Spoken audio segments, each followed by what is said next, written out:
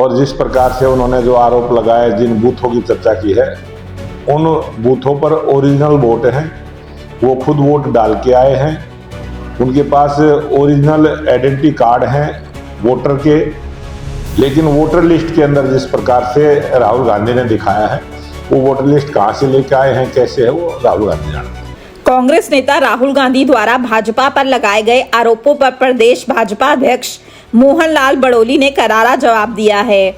उन्होंने कहा कि राहुल गांधी बिहार चुनाव में कांग्रेस की करारी हार से बौखला गए हैं और अब वे अपनी विफलता का ठीकरा भाजपा पर फोड़ने की कोशिश कर रहे हैं। बड़ोली ने कहा कि राहुल गांधी बिना किसी तथ्य और प्रमाण के बीजेपी पर बेबुनियाद आरोप लगा रहे हैं, जिससे ये साफ झलकता है कि कांग्रेस का नेतृत्व देश की जनता को गुमराह करने की साजिश में लगा हुआ है। भाजपा प्रदेशाध्यक्ष मोहन लाल बड़ोली शुक्रवार को सोनीपत में राष्ट्रीय गीत वंदे मातरम के 150 वर्ष पूर्ण होने के उपलक्ष्य में आयोजित कार्यक्रम में बतौर मुख्य अतिथि पहुंचे थे। कार्यक्रम के बाद पत्रकारों से बातचीत में उन्होंने कहा कि दिल्ली में राहुल गांधी द्वारा की गई प्रेस कॉन्फ्रेंस पूरी तरह फर्जी और भ्रामक थी। बड़ोली ने कहा कि राहुल गांधी ने झूठे आंकड़े पेश कर देश में भ्रम और अविश्वास फैलाने की कोशिश की है, जो कांग्रेस की राजनीति की दिशा और दशा दोनों को उजागर करता है। बड़ोली ने कहा कि राहुल गांधी द्वारा जिस विदेशी मॉडल का उदाहरण दिया गया, जिसने कथित तौर पर भारत में 22 बार वोट डाला, वह खुद सोशल मीडिया पर सामने आकर यह स्पष्ट कर चुकी है कि वह कभी भारत आई ही नहीं। ऐसे में साबित होता है कि राहुल गांधी के आरोप पूरी तरह मनगढ़ंत और तथ्यहीन हैं।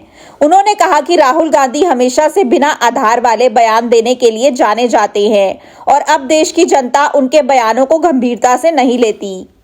मोहन लाल बड़ोली ने कहा कि कांग्रेस पार्टी मुद्दों से भटक चुकी है। उन्होंने कहा कि बिहार में कांग्रेस को जनता ने नकार दिया है और यही कारण है कि राहुल गांधी अब बौखलाहट में भाजपा पर आरोप लगाने की राजनीति कर रहे हैं। बड़ोली ने अंत में कहा कि भाजपा तथ्यों और सच्चाई के आधार पर राजनीति करती है, जबकि कांग्रेस झूठ प्रचार के सहारे अपनी राजनीतिक जमीन तलाश रही है। उन्होंने विश्वास जताया कि देश की जनता राहुल गांधी जैसे नेताओं के झूठ और भ्रम फैलाने वाले बयानों का उचित जवाब देगी। 2025 को वंदे मातरम के 150 वर्ष पूरे हो रहे हैं। मैं आपके माध्यम से पूरे देशवासियों को बहुत बहुत बधाई, शुभकामना देता हूं। और वंदे मातरम के गायन से इस देश के अंदर बहुत सारे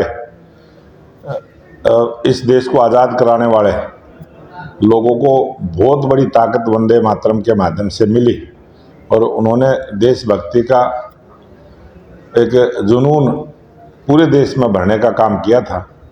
आज 150 वर्ष पूरे हो रहे हैं और 150 वर्ष पहले विक्रम चंद्र चटर्जी ने जिस वंदे मातरम को पूरा गायन किया था, आज पूरा देश वंदे मातरम के पूरे गीत को गाकर उसको 150वीं जयंती मनाने का कार्यक्रम रहेगा। और जिस प्रकार से आज, क्योंकि कल ही बिहार में वोटिंग हुई है और बिहार के अंदर जिस प्रकार से कांग्रेस को लगा है कि हमारी बुरी हार हो रही है, कांग्रेस की बुरी हार है, बिहार की जनता निर्णय कर चुकी है। और बिहार की हार से हताशा में, निराशा में ये इस प्रकार के आरोप हरियाणा के चुनाव को 1 साल से ज़्यादा हो गया है।